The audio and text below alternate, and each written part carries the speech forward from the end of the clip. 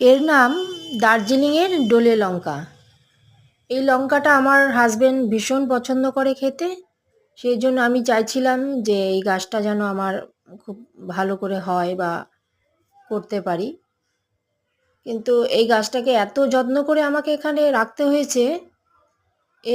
এর আগে আরেকটা বস্তাতে এই গাছটা ছিল, প্রায় মরেই যাচ্ছিল গাছটা। তো বুঝতে পারছিলাম না ওপর থেকে কী সমস্যা, কি জল দিচ্ছি সার দিচ্ছি কিন্তু কিছুতেই ও ঠিক হচ্ছে না। ওরাও তো সন্তানের মতন লালন পালন করতে হয়, কিন্তু ওর যে কী সমস্যাটা সেটা আমি বুঝতে পারছিলাম না। তো তুলে ফেললাম, তারপর তুলে ফেলে দেখলাম যে ওর শিকড়গুলো কোনো গ্রোথ হচ্ছে না শিকড়ের। সেই জন্যে গাছটা শুধু ঝিমিয়েই থাকে ঝিমিয়ে থাকে। তো তোলার পরে এই বস্তাতে যখন দিলাম, তো এখন দেখেন কত সুন্দর হয়েছে, অনেকটা ইমপ্রুভ করেছে।